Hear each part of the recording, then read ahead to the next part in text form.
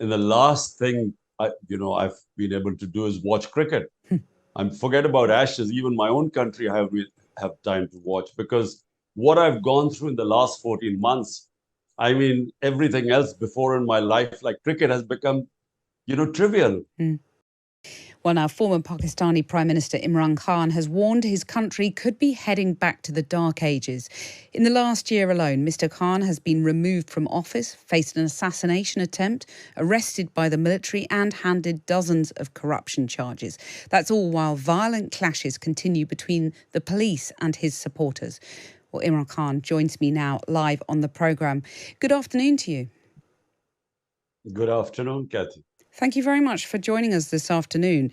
You face, I think, more than 100 criminal cases and charges, including treason, corruption and murder. Do you fear being arrested again imminently? Well, Kathy, there are 170 cases so far, and I'm heading towards my first double century.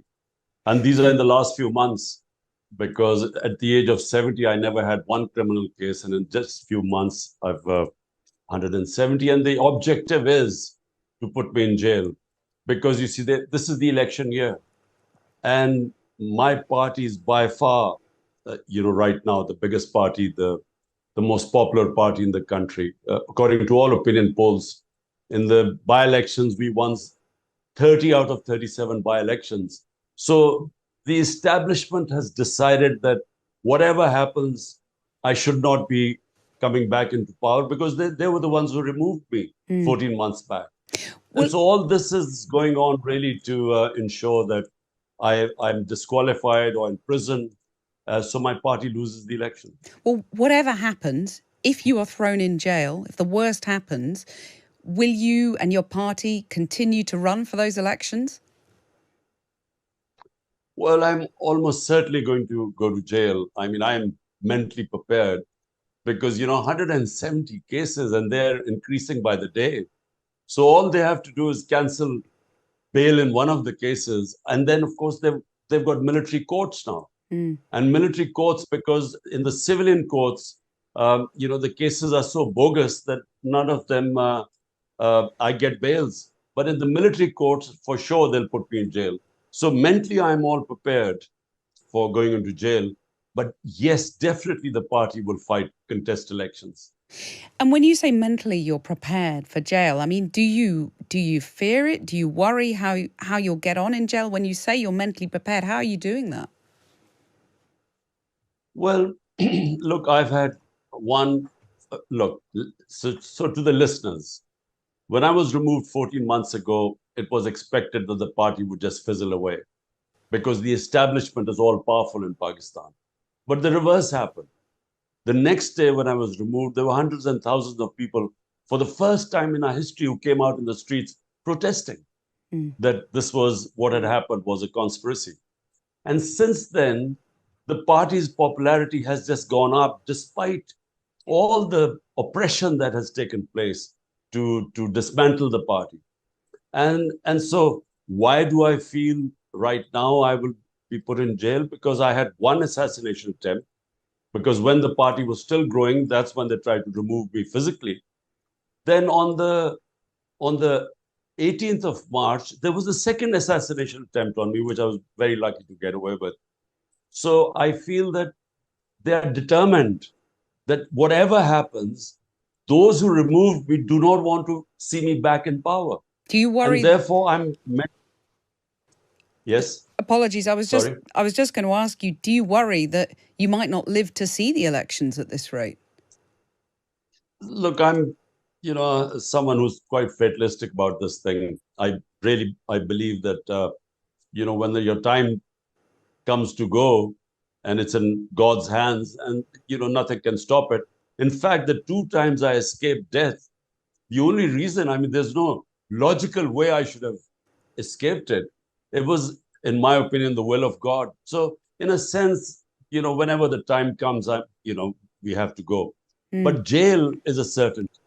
And jail is a certainty because they feel it, that if I'm inside and not campaigning, then my party will not win elections. Although 10,000 of my workers are in jail as I speak.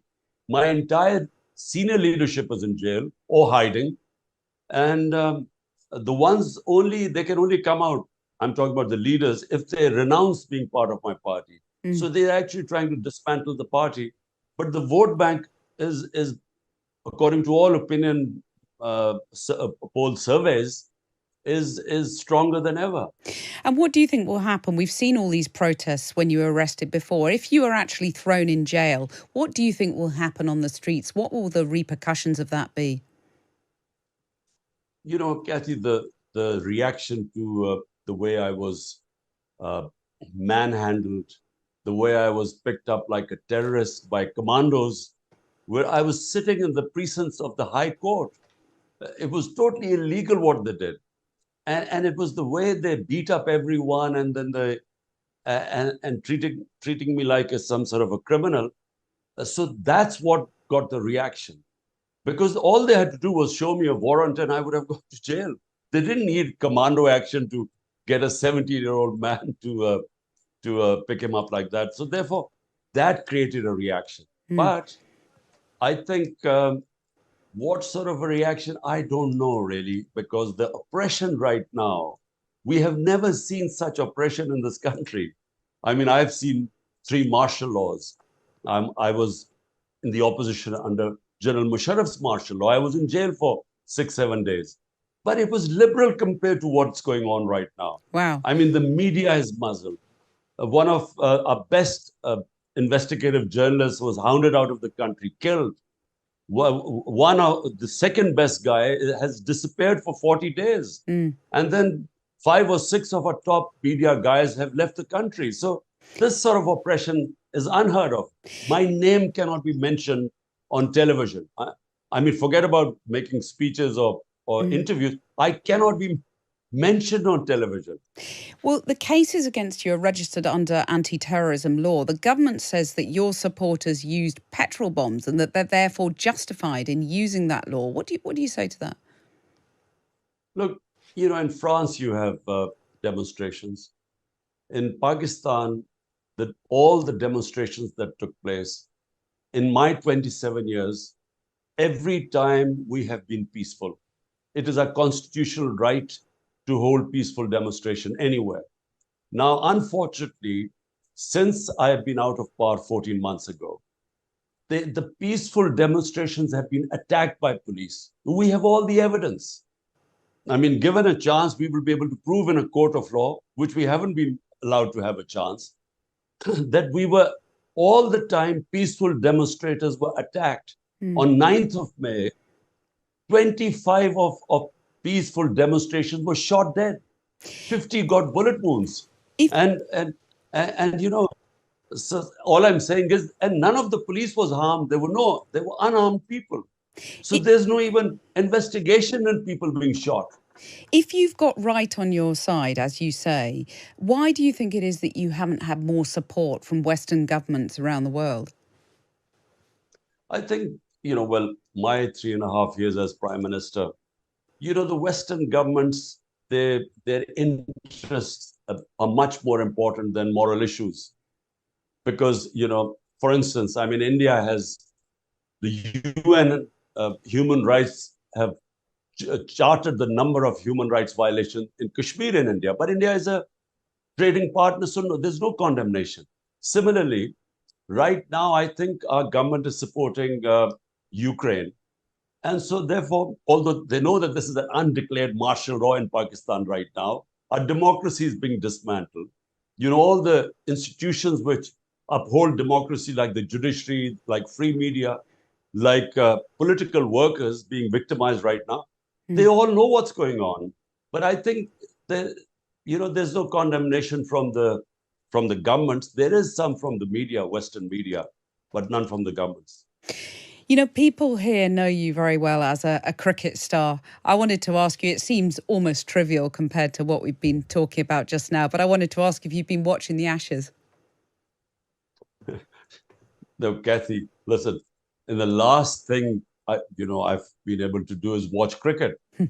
Forget about Ashes. Even my own country, I have time to watch, because what I've gone through in the last 14 months, I mean, everything else before in my life, like cricket, has become, trivial. Mm.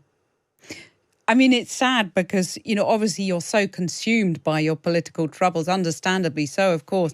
But I wonder whether when you talk about mentally preparing yourself for jail and staying strong, as it were, does the memory of your sporting success keep you going in some way? Do you know what? My cricket, I hardly remember much. I learned lessons from competing on the cricket field, which helped me in my latter life, whether I was, building this cancer hospital, which was for the poor people. If I hadn't taken the highs and lows of sports and understood how to take the bad times, I would not have succeeded there, and certainly not in politics, because I was in the political wilderness for about 14 years of my life. So, but the last 14 months, what I've gone through, basically the country's establishment.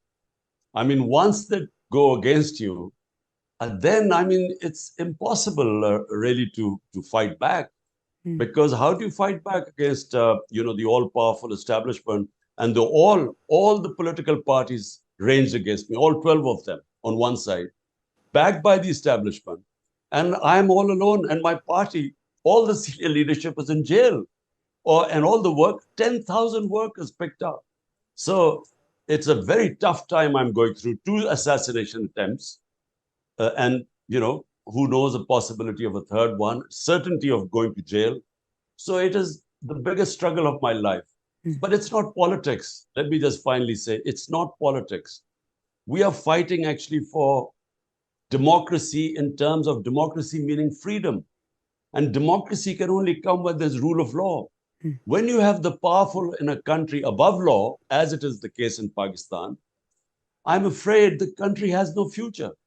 The people who die crossing the Mediterranean, or going over from South America to North America, immigrants who risk their lives, all are escaping countries which do not have rule of law, and hence are called banana republics, or where there's poverty, are moving towards countries which have rule of law, Mm. which have democracy, freedom. So this is what we are fighting for in Pakistan. I Yeah. started my movement 27 years ago, movement for justice. It was for movement for rule of law. That's the crucial issue at stake. Thank you so much, Imran Khan, for making time to talk to us this afternoon on the programme. Thank you.